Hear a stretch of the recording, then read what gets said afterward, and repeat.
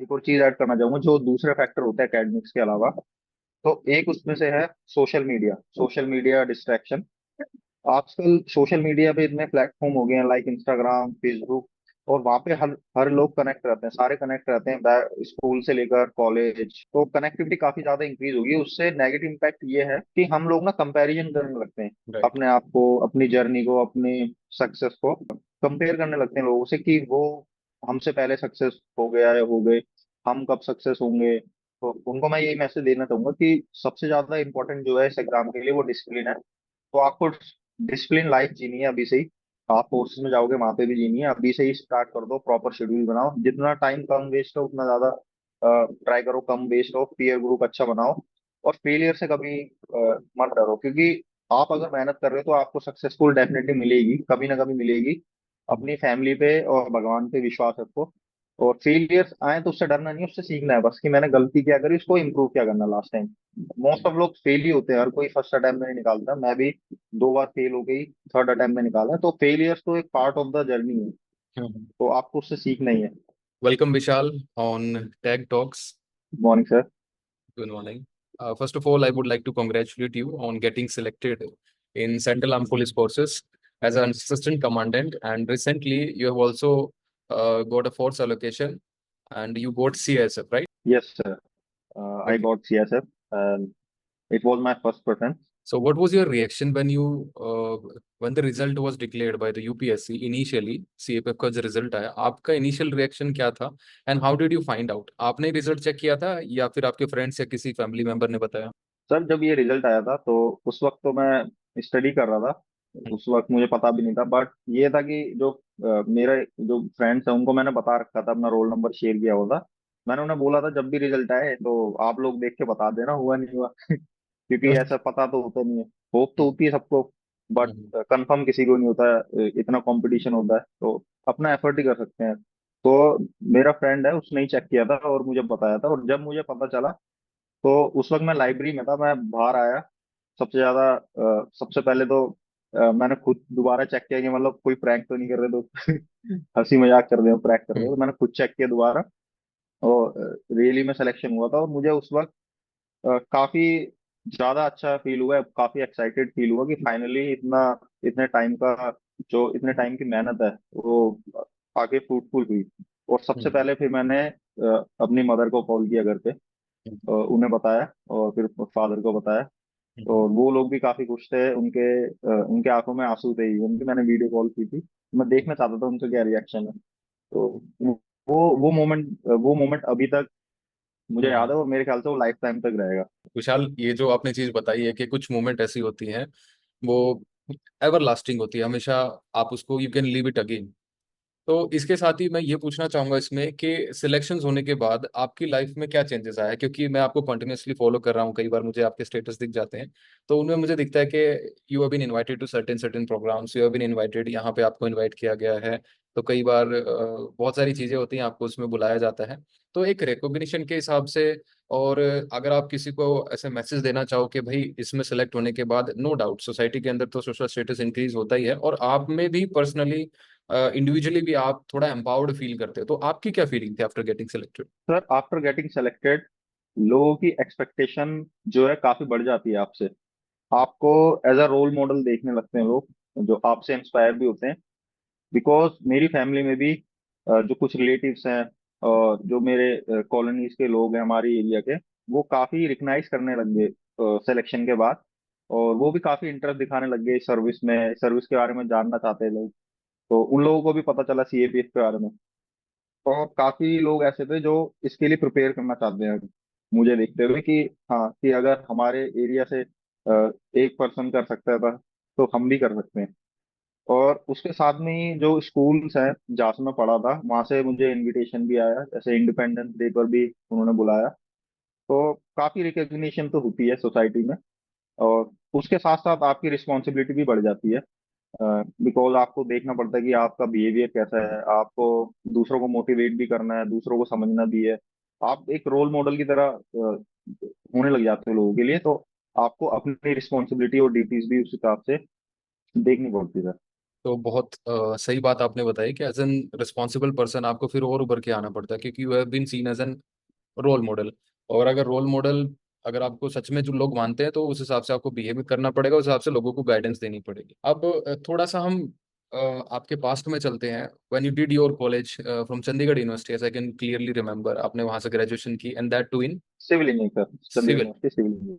तो आपने सिविल से किया, तो did you sit for campus placement? Yes sir, campus placement, मेरा प्लेसमेंट भी हुआ था।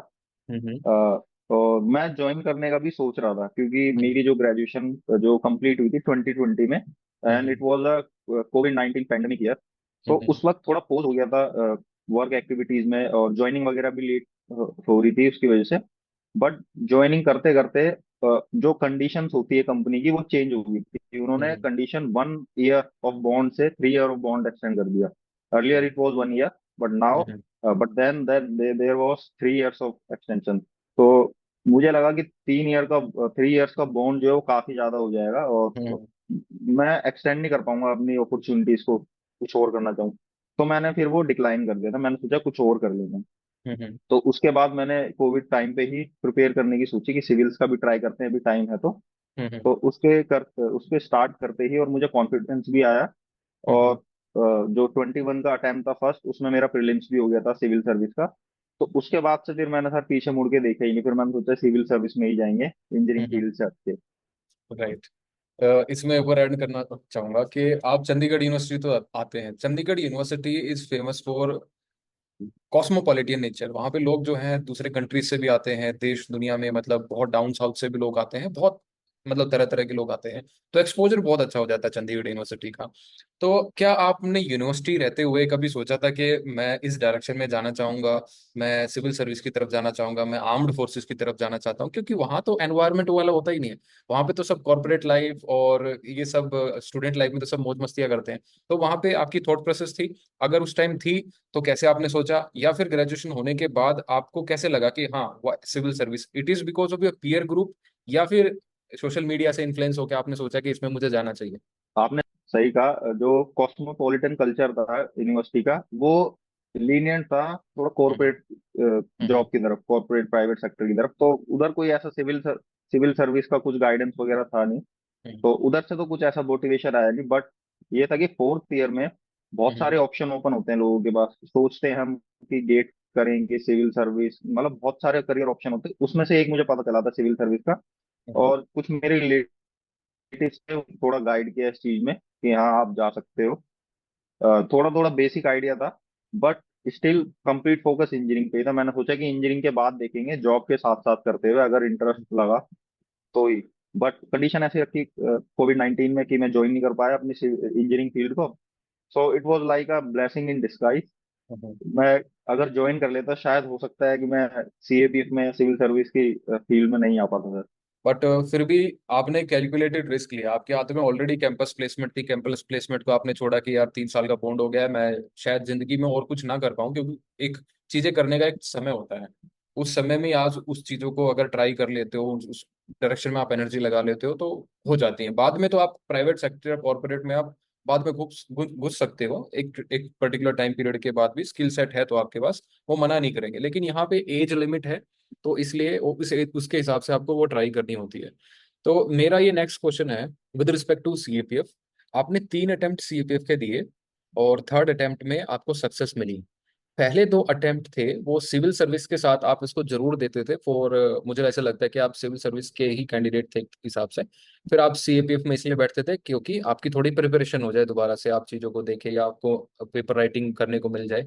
तो आपका कैसे ओरिएंटेशन था कि पहले 2 अटेम्प्ट्स में you were fully focus for CAPF, उस तरह से तैयारी की, और थर्ड अटेम्प्ट में आपको सक्सेस मिली? तो मुझे इसके बारे में बताइए।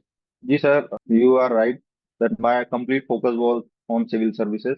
स्टार्टिंग से ही मैंने सिविल सर्विस का सोचा था और उसी पे फोकस रखा है, इसलिए प्रीलिम्स भी कंटिन्यूअसली हुए मेरे, और मेंस भी लिखता गया 21, 22, 23 में। सर हम्म। उसकी वजह से जो कंप्लीट फोकस है मैं वो दे नहीं पाया सीएपीएफ पे, हम्म। स्पेशली पेपर 2 के रिगार्डिंग में। हम्म। जो ग्रामर पार्ट होता है या फिर दूसरे फॉर्मेट्स होते हैं। बट ये था कि सिविल सर्विस की प्रिपरेशन में काफी कुछ कवर हो जाता है सीएपीएफ का, हम्म। स्पेशली पेपर 1 हो जाता है इजिली, और हम्म। पेपर 2 में भी। ऐसे की राइटिंग स्किल जो है वो भी आ ही जाती है। हम्म। बस ये था कि थोड़ा फॉर्मेट वगैरह मुझे देखना था, पेपर टू का क्या होता है, वो हम्म। मैंने यूट्यूब से देखा था। और जो ग्रामर थी, मैं ग्रामर को टाइम नहीं दे पाया, बिकॉज जब भी एग्जाम था वो अगस्त में रहता था, हम्म। और उस वक्त मेंस होता था, तो मेंस पे फोकस रहता था, मैं ज्यादा टाइम दे नहीं पाया सीएपीएफ को। बट स्टिल ऐसा होता है कि जो पीछे की मेहनत होती है वो कहीं ना कहीं एक्यूमुलेट होती रहती है। हम्म। तो कंटिन्यूअसली 2 बार फेल हुआ मैं, 21 22 में। 21 हम्म। मैंने जस्ट एज एन एक्सपीरियंस दिया था सीएपीएफ का, उसके लिए कुछ पढ़ा नहीं था मैंने अलग से। हम्म। तो उसमें एक्सपेक्टेशन नहीं थी, उसमें क्लियर नहीं हुआ। फर्स्ट स्टेज ही क्लियर नहीं हुआ। 22 वाले सेकंड अटेम्प्ट में मैंने थोड़ा पेपर टू पे फोकस किया। पेपर वन पे ही फोकस किया, पेपर टू का भी थोड़ा फॉर्मेट देखा, बट पेपर टू में अच्छे मार्क्स नहीं आए, बिकॉज मैं उतना टाइम नहीं दे पाया ग्रामर सेक्शन को। हम्म। तो और उस वक्त मेरी तबीयत भी खराब हो गई थी। और फिर मैंने सोचा कि सिविल्स पे फोकस करते हैं, सीएपीएफ का अलग से इतना टाइम देने के बाद भी नहीं हो पा रहा अगर 22 अटेम्प्ट में, हम्म। तो सिविल्स पे फोकस करो, हो जाएगा तो ठीक है। फिर 23rd जो अटेम्प्ट है वो मैंने ज्यादा प्रिपरेशन के साथ नहीं दिया। हम्म। बट स्टिल मुझे ऐसा लगता है कि जो पिछले 2 साल की मेहनत थी हम्म। वो कहीं ना कहीं 23 में काम आई। स्टिल जो है 22 वाला नहीं निकला, बट स्टिल जो है 23 का कहीं ना कहीं उसमें रोल था, वो चीज 23 में काम आई। इवन दो उस वक्त जिस दिन एग्जाम था स्टेज वन का, उस वक्त हम्म। मेरी तबीयत भी खराब हो गई थी एग्जाम हम्म। हॉल में ही। और मुझे डिस्ट्रैक्शन भी हुआ था काफी। बट मुझे ऐसा लगता है कि जब डेस्टिनी में लिखा होता है कि जिस हम्म। टाइम पे होगा आपका उस टाइम पे होके ही रहता है। तो हम्म। वो मेरे साथ हुआ, और 23 में फाइनली सक्सेसफुल हो ही गया।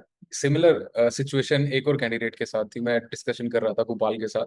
सबसे पहला इंटरव्यू मैंने उन्हीं का किया था, दिस सक्सेस स्टोरीज का, सीएपीएफ के रिगार्डिंग। तो उन्होंने मुझे बोला कि he was writing CAPF for the last 5 years। Six attempt में क्या होता है, उन्होंने यही काम किया जो आपके साथ हो रहा था। सिक्स अटेम्प्ट में he was not even sure कि वो रिटर्न क्वालिफाई होगा, और उनका रिटर्न क्वालिफाई होगा। एंड उनके बाद उनको लगा कि मेरिट आउट होने वाला हूँ, मैं पीटी देने नहीं चाहता। तो पीटी क्या हुआ, उन्होंने आईटी ज्वाइन कर ली थी, तो हैदराबाद में ही आ गया नीसा के अंदर, तो पीटी देने चले गए। 10 मिनट का सफर था। पीटी देने के बाद फिर उनको लगा कि इंटरव्यू की तो क्या ही तैयारी करनी है। एक हफ्ते पहले जब उनका डेट थी इंटरव्यू की, तो एक हफ्ते पहले उनके जो भी पिछले नोट्स थे, आपने जैसे बताया कि पिछले चीजें जो हैं कैरी करके आपके सामने आ जाती हैं, तो पिछले नोट्स इन्होंने जो बनाए थे पिछली प्रिपरेशन के अंदर इंटरव्यू की, वो उन्होंने बस पढ़ के और फिर वो इंटरव्यू में बैठ गए। और उनके बहुत 119 मार्क्स उनको इंटरव्यू में मिले। तो मायने रखता है 119 मार्क्स इंटरव्यू में। It was a good score, so it is destiny. कई बार डेस्टिनी प्ले आउट करती है, और ये क्लासिकल एग्जांपल है। कई बार जब लोग बोलते हैं कि यूपीएससी में भाई लक मैटर करता है, हार्ड लक के साथ, तो ये मुझे अब यकीन हो गया। मुझे पहले यकीन होता नहीं था, मैं सही बताऊं तो। और मुझे ये लगता था कि it is all hard work plus luck तो है, बस ऐसे लगता है कि लक, मुझे इस फैक्टर पे ज्यादा बिलीव नहीं होता था। लेकिन आपकी स्टोरी सुनने के बाद और प्लस गोपाल की स्टोरी सुनने के बाद मुझे ये बिलीव होने लग गया है। अब थोड़ा सा हम एकेडमिक बातें करेंगे, विशाल। तो दो तीन चीजें पूछूंगा, जी।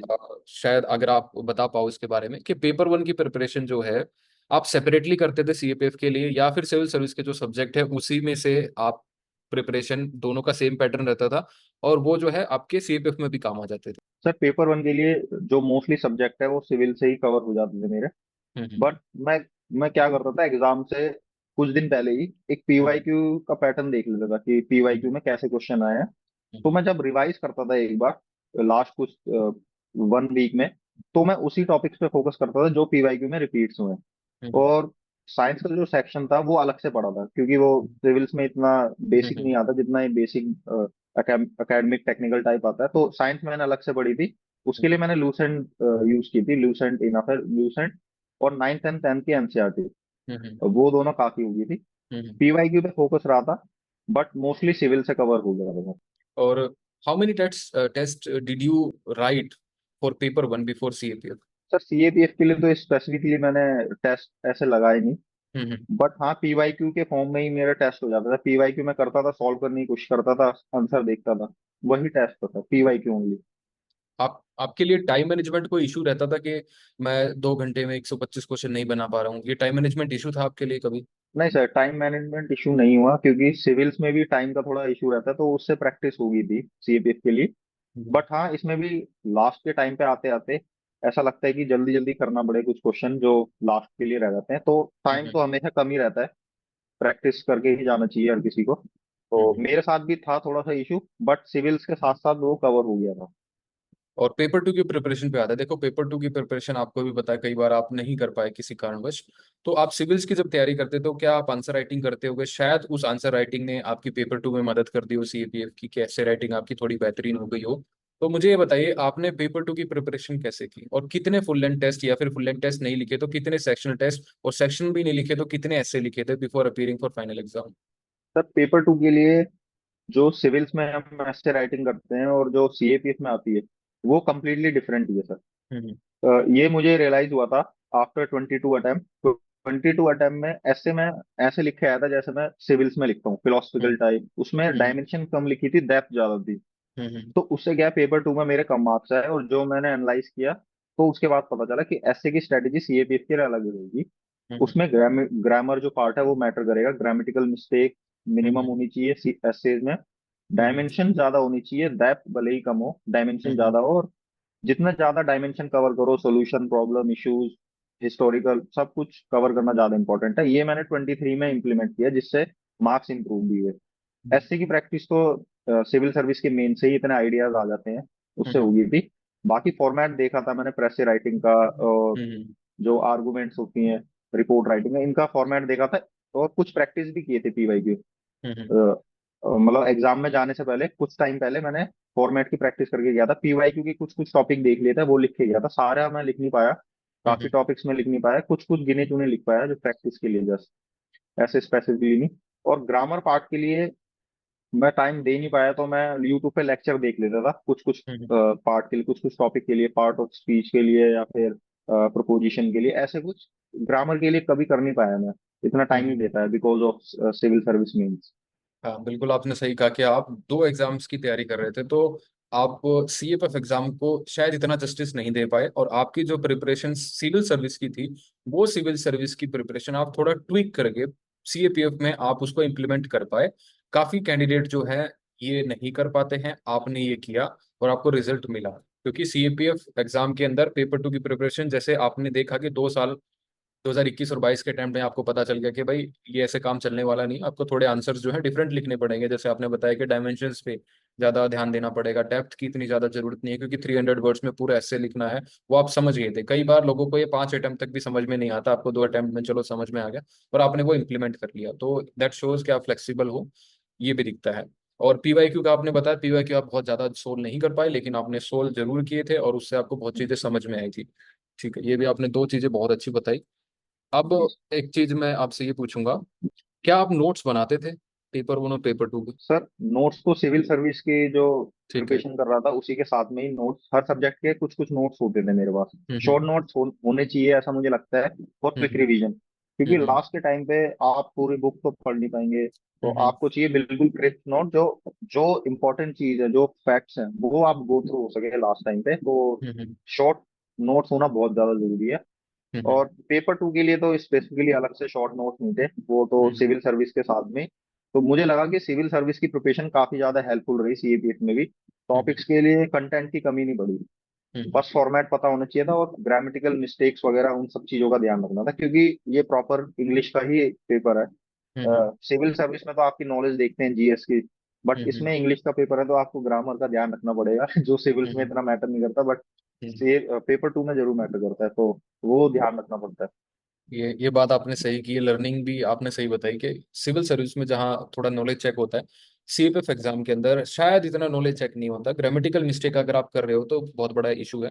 क्योंकि अगर मैंने ध्यान से, तो मैंने देखा है पेपर टू के अंदर there are two parts, part A and part B. Part A के अंदर डिवीजन ऑफ एन एसे, उसमें एसे लिखना पड़ता है। पार्ट बी के अंदर मेंशन किया गया it's test of your language skills. Language skills का मतलब आपकी ग्रामेटिकल 120 नंबर का लैंग्वेज स्किल है, जिसके अंदर आर्ग्यूमेंट हो गया, रिपोर्ट हो गया, प्रेसी हो गया, कॉम्प्लीमेंशन होगा और ग्रामर हो गया।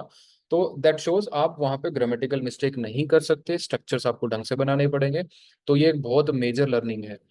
और इसके साथ ही मैं एक एड ऑन क्वेश्चन करूंगा आपसे कि आपने जैसे बोला कि आप नोट्स तो प्रिपेयर करते थे, और सिविल सर्विस के आप नोट्स प्रिपेयर करते थे।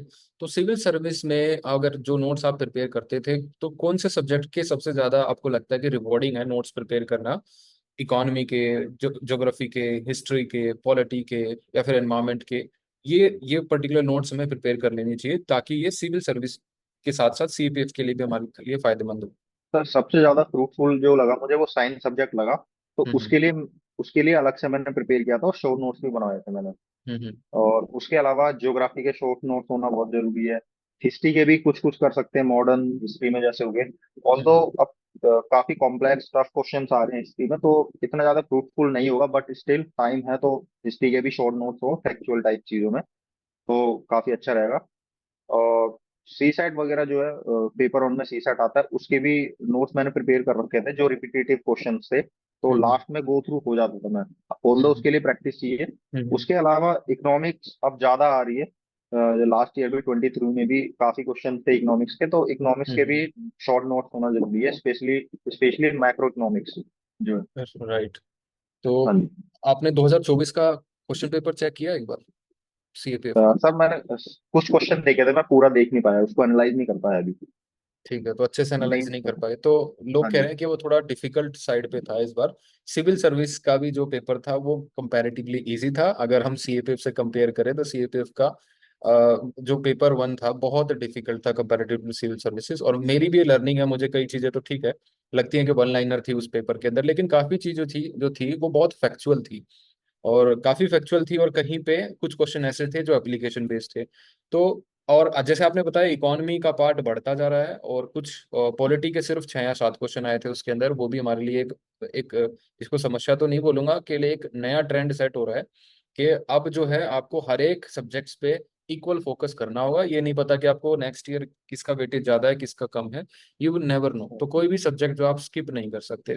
ठीक है, ये एक मेजर लर्निंग है हमारे लिए। राइट सर, ये तो है। और 23 वाले एग्जाम में भी मैंने नोटिस किया, लोग इकोनॉमिक्स को पढ़ के नहीं जाते थे बिकॉज ज्यादा क्वेश्चन आते नहीं, और हम्म हिस्ट्री पे भी इतना फोकस नहीं करते थे। बट जो हिस्ट्री और इकोनॉमिक्स के क्वेश्चन थे 23 वाले एग्जाम में, वो थोड़ा सिविल सर्विस लेवल के थे, काफी हम्म टफ थे।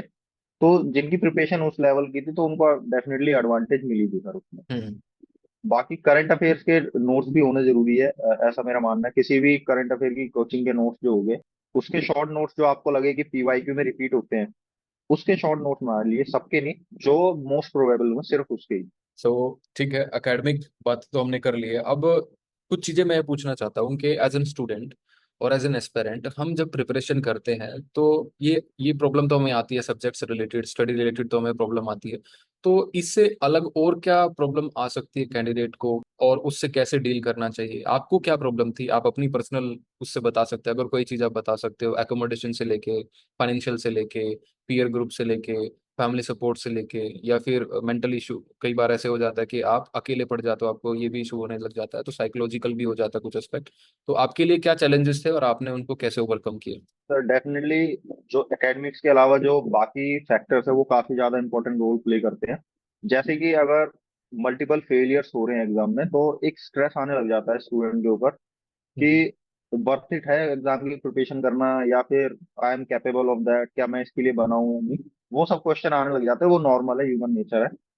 तो मेरे दिमाग में भी वो क्वेश्चन आते थे, हम्म स्पेसिफिकली जब हम इतनी मेहनत करते हैं और जो हमारे साथ के उन लोगों का भी हो जाता है लेकिन हमारा नहीं, तो थोड़ा डाउट हो जाता है कि हम कुछ गलत तो नहीं कर रहे, कुछ स्ट्रेटेजी चेंज करनी चाहिए या कुछ और। बट मुझे ऐसा लगता है कि अ, हर किसी का एक टाइम होता है, उसको उसी टाइम पे ही वो चीज हासिल होती है, चाहे आप कितनी एफर्ट लगा लें। जब आपको मिलनी होगी तभी मिलेगी, और आपको भी नहीं पता वो कब मिलेगी। तो हम्म मुझे लगता है कि हमेशा स्ट्राइव करते रहना चाहिए, कभी भी मायूस नहीं होना चाहिए कि हमें नहीं मिला, कब हम्म मिलेगा, ये सब वो हमारे हाथ में है नहीं। इतने सारे फैक्टर्स होते हैं, हम हर फैक्टर को कंट्रोल नहीं कर सकते, कब सिलेक्शन होगा, कौन कैसे मार्क्स देगा, कैसे आंसर राइटिंग चेक होगी, बहुत सारी चीजें वो हम नहीं कर सकते डिसाइड, वो हमें भगवान पे ही छोड़ देना चाहिए हम्म एज अ सपोर्ट फैक्टर, कि जो भी करेगा भगवान अच्छा करेगा अगर हम मेहनत करेंगे तो। अपनी मेहनत करते रहो बस, देने वाला ऊपर वाला है, वो आपको जरूर देगा, आपकी मेहनत लगी रहनी चाहिए बस। और उसके अलावा फैमिली सपोर्ट काफी इंपॉर्टेंट हो जाता है, बिकॉज मल्टीपल फेलियर्स के बाद जैसे सोसाइटी है या रिलेटिव्स है, अ, उनकी एक्सपेक्टेशन हो जाती है, या वो फिर वो पूछते भी है कि हाँ, कि हम्म अभी तक नहीं हुआ, कुछ और देख लो, प्राइवेट सेक्टर में कुछ कर लो, अदर ऑप्शन भी है। तो हम्म उन सबसे डील करना थोड़ा डिफिकल्ट हो जाता है स्टूडेंट के लिए, बट अगर हम्म फैमिली का सपोर्ट हो तो वो अच्छे से हैंडल कर सकती है इन चीजों को। इवन कि मेरी फैमिली में तो जो लोग एक्सपेक्टेशन रखते हैं, वो मेरी फैमिली मुझे बताती नहीं थी कि कौन हम्म क्या पूछ रहा है क्या नहीं पूछ रहा। वो हम्म आइसोलेट कर देते थे मुझे इन सब चीजों हम्म से, और पूरा सपोर्ट करते थे कि जितना टाइम चाहिए आप लो, आप मेहनत कर रहे हो तो कभी ना हम्म कभी तो सफल हो ही जाओगे, सक्सेस हो ही जाओगे, बस आप मेहनत करते रहो, आपकी मेहनत में कभी नहीं होनी चाहिए। हम्म बाकी कब होगा नहीं होगा उसकी कोई टेंशन नहीं है, आप करो। तो फैमिली सपोर्ट बहुत ज्यादा मैटर करता है इस चीज में, वो रहना चाहिए। हम्म और हाँ, फ्रेंड सर्कल जो है उसका भी काफी ज्यादा इंपॉर्टेंस हो जाता है कि आपको वो मोटिवेट करने वाले हैं या जो है डिमोटिवेट कर रहे हैं, या हम्म आपका टाइम वेस्ट कर रहे हैं, आपके साथ कॉमन इंटरेस्ट जो है मैच होनी चाहिए, ऐसा मुझे लगता है।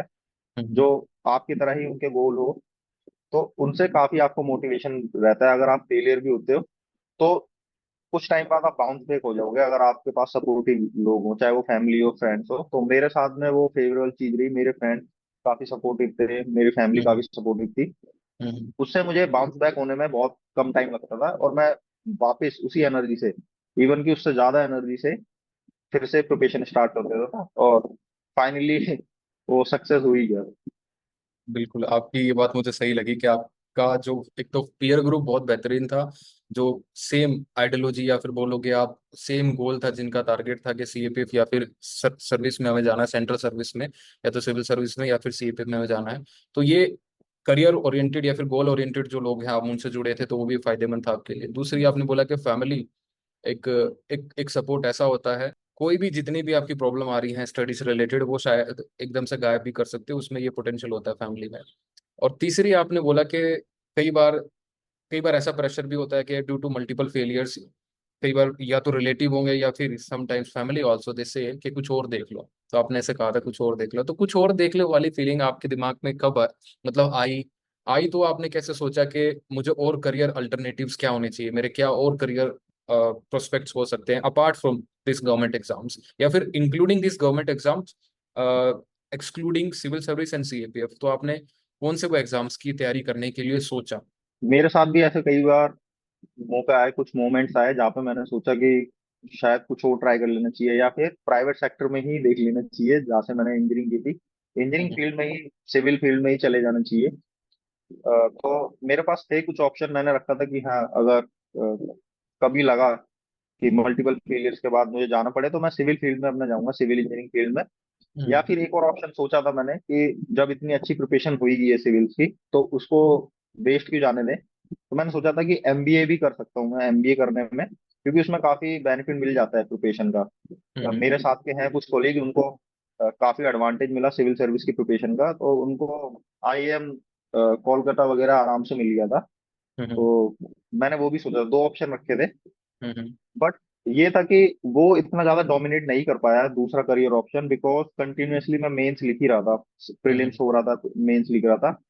सीएपीएफ में भी ये था कि पेपर वन में अच्छे मार्क्स थे, पेपर वन में हम्म अच्छे मार्क्स आते, पेपर टू में इम्प्रूव नहीं हुआ था, इसलिए हम्म तो मैंने सोचा कि पेपर टू में अगर हो जाएगा जब, तो सिलेक्शन हो भी सकता है, तो वो वाली होप भी थी। तो होप हम्म मेरी दोनों ही एग्जाम से थी, होप कभी ब्रेक नहीं हुई। But hmm back of the mind कहीं ना कहीं एक ऑप्शन था कि हाँ, अगर कुछ नहीं हुआ तो इस ये जो टाइम है, ये जो मेहनत है, उसको वेस्ट तो नहीं जाने दूंगा मैं, अपनी हम्म। सिविल इंजीनियरिंग फील्ड में या फिर एमबीए किसी और फील्ड में उसको मैं यूटिलाइज जरूर दूंगा। तो आपने बोला जो एक बार हम प्रिपरेशन कर लेते हैं और उससे जो नॉलेज गेन होती है हम उसको कहीं पे भी यूटिलाइज कर सकते हैं, that will not go in when, और वो जी आपको जी। उसका फल मिला भी लास्ट में। एक और चीज ऐड करना चाहूंगा, जो दूसरे फैक्टर होते हैं एकेडमिक्स के अलावा, तो एक उसमें से है social media, social media distraction. आजकल सोशल मीडिया पे इतने प्लेटफॉर्म हो गए हैं, लाइक इंस्टाग्राम, फेसबुक, और वहाँ पे हर हर लोग कनेक्ट रहते हैं, सारे कनेक्ट रहते हैं, स्कूल से लेकर कॉलेज हम्म और अपने साथ के लोग, तो कनेक्टिविटी काफी ज्यादा इंक्रीज होगी। उससे नेगेटिव इम्पैक्ट ये है कि हम लोग ना कंपैरिजन करने लगते हैं, राइट। अपने आप को, अपनी जर्नी को, अपनी सक्सेस को कंपेयर करने लगते हैं लोगों से कि वो हमसे पहले सक्सेस हो गया या हो गए, हम कब सक्सेस होंगे। या हम्म वो सोशल मीडिया पे काफी हैप्पी प्रिटेंड हो रहे हैं, और हम क्या कर रहे हैं, हम प्रिपरेशन कर रहे हैं, वही मोनोटोनस लाइफ है। तो काफी ज्यादा डिस्ट्रैक्शन होता है उन चीजों से। तो बट रियलिटी कुछ और होती है, जितना सोशल मीडिया पे हैप्पीनेस दिखता है, जितना सक्सेस दिखती है, उतना होती नहीं, वो एक प्रिटेंड करने वाली चीज ज्यादा है। तो मोर और लेस एक डिस्ट्रैक्शन ही होता है। तो मैं तो सोशल मीडिया को अवॉइड करता था जितना हो सके। तो मैंने फेसबुक अकाउंट जो है डीएक्टिवेट कर रखा था, मैंने सोचा था कि जब सिलेक्शन हो उसके बाद मैं एक्टिव करूंगा, उसके बाद फिर वो यूज करने का टाइम हो गई। जब तक ये है कि डिस्ट्रैक्शन ना हो कम से कम, बिकॉज मैं हम्म देखूं कि मेरे साथ के लोग जो हैं वो हॉलीडेज पे जा रहे हैं, ट्रिप पे जा रहे हैं, कॉर्पोरेट में जॉब कर रहे हैं, सैटरडे संडे ऑफ ले रहे हैं, तो वो सब के लिए तो दूर रहना पड़ेगा। तो सोशल मीडिया का एक बहुत लिमिटेड यूज करना या उससे दूर रहना बेटर रहेगा।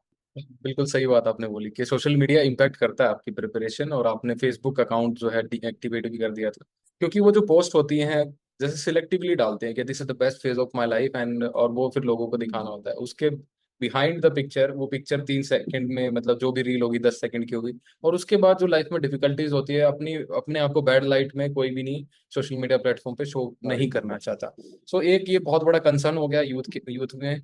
तो वो दूसरों की हाई फ्लाइंग लाइफ देखते हैं और उससे अपने आप को कंपेयर करना शुरू कर देते हैं। हम एक बंद कमरे में बैठे हैं, इस एग्जाम की प्रिपरेशन कर रहे हैं, now it is the third attempt, क्या होगा क्या नहीं होगा। And they see their photos videos of weekend parties, सभी चीजों की जब देखते हैं, देखने में तो बड़ा अच्छा लगता है सबको, हैंग आउट करना भी इन चीजों में अच्छा लगता है। लेकिन थिंग इज कि वो कहीं नहीं जा रहे, दे आर देयर ओनली, उसी पर्पज में वो घूम रहे हैं, और उनको भी बहुत सारे इशू हैं लेकिन वो बता नहीं रहे।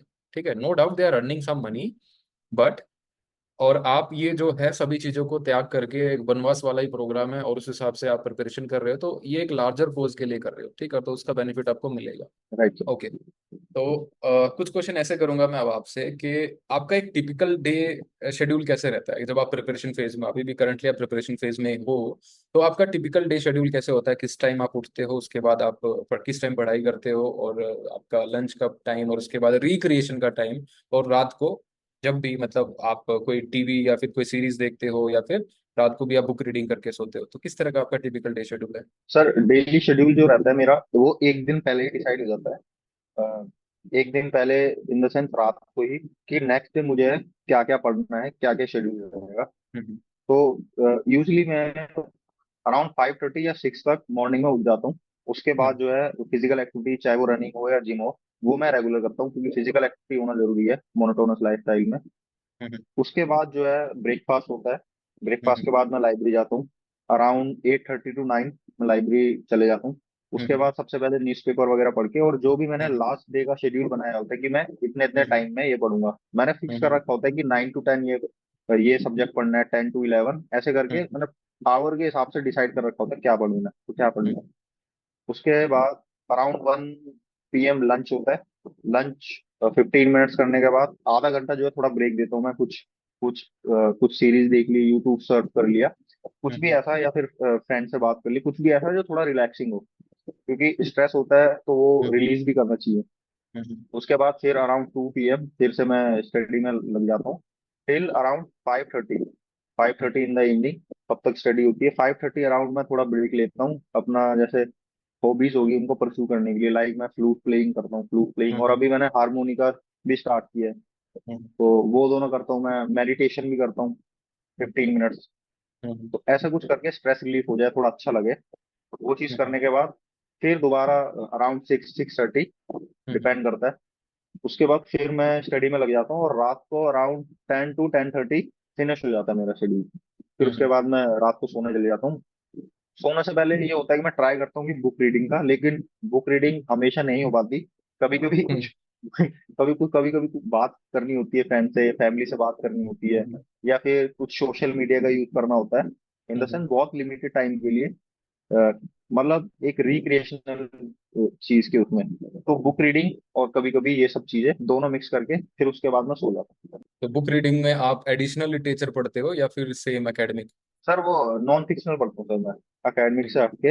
ये थी हमारी रिक्रिएशन की बात, आपके डेली शेड्यूल की बात।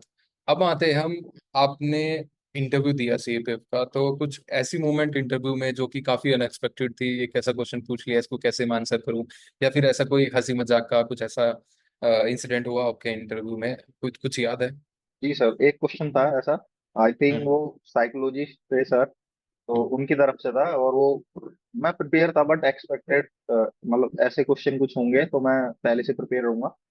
तो अनएक्सपेक्टेड क्वेश्चन था, बट ऐसा वो था रेप के रिगार्डिंग। हम्म। जैसे रिसेंट में न्यूज भी चल रही थी, जो रेप हुआ था गर्ल का, हम्म। उन और जो उनके गुनहगार थे उनको अर्ली रिलीज दे दी थी। तो यस। साइकोलॉजिस्ट ने पूछा था कि जो अर्ली रिलीज दे दी, आपको क्या लगता है वो सही है? तो हम्म। मैंने उनका आंसर किया जिस भी अकॉर्डिंग था कि हम्म। हाँ, कि मतलब पॉलिटिकल, जो पॉलिटिकल मैटर है उन सबको नहीं लाना चाहिए बीच में, और सोसाइटी पे गल नेगेटिव इम्पैक्ट पड़ता है, वो सब चीजें। फिर हम्म उन्होंने पूछा कि जो उसके बाद वो सेलिब्रेशन कर रहे थे, तो वो क्या सही था, उनको रिलीज भी कर दिया? मैंने बोला सर, मैंने उनसे पहले बोला था कि सर उनको ना अर्ली रिलीज कर दिया था। तो बोला अगर मान लो अर्ली रिलीज नहीं भी करे, हम्म वो उन्होंने अपनी पनिशमेंट पूरी फुलफिल कर लिया और उनके बाद उनको रिलीज कर दिया गया है, बट हम्म उसके बाद वो सेलिब्रेशन कर रहे हैं, तो आपको हम्म क्या लगता है वो सही है? तो मैंने उसका आंसर दिया कि सर, सही तो नहीं है, क्योंकि जो उसके विक्टिम्स है, जो रेप के विक्टिम है, जो इन क्राइम्स के विक्टिम है, उनको अच्छा नहीं लगेगा, सोसाइटी में नेगेटिव इम्पैक्ट भी जाएगा राइट। और नेगेटिव इम्पैक्ट पड़ेगा सोसाइटी पर। तो ऑल्दो उन्होंने अपनी पनिशमेंट फुलफिल कर लिया, बट उनको किसी अच्छे काम में इन्वॉल्व होना चाहिए, rather than celebrating like a victory, और हम्म सोसाइटी को गलत मैसेज नहीं देना चाहिए। तो मेरे को ऐसा लगता है कि साइकोलॉजिस्ट जो है वो थोड़ा प्रेशर बनाना चाहते थे, या फिर हम्म थिंकिंग क्या है वो देखना चाहते थे, क्योंकि अनएक्सपेक्टेड अनयूजुअल क्वेश्चन होता है ये हम्म सीएपीएफ के इंटरव्यू में। कि इस तरह के क्वेश्चन अगर हम देखें नॉर्मल क्वेश्चंस नहीं है ये क्वेश्चंस जो है आपके बिहेवियर पैटर्न और आपको खुद इस तरह से क्या क्या ओपिनियन कैरी करते हैं तो उस हिसाब के क्वेश्चन जो है वो चेक करना चाह रहे थे। ठीक है तो आपने इसको बहुत अच्छी तरीके से इसको हैंडल किया है। मैं और सर भी जब डिस्कस कर रहे थे after your mock interview when you did it तो हमने भी डिस्कशन किया था और एक अच्छा डिस्कशन किया था आपके पर्सनालिटी पे। तो हमने बोल दिया था कि ये जो कैंडिडेट है ये सिलेक्ट होने वाले कैंडिडेट हैं और इनका सिलेक्शन तभी मतलब we ensured your selection then and there only. काफी चीजों पे आपको हमने टेस्ट किया था।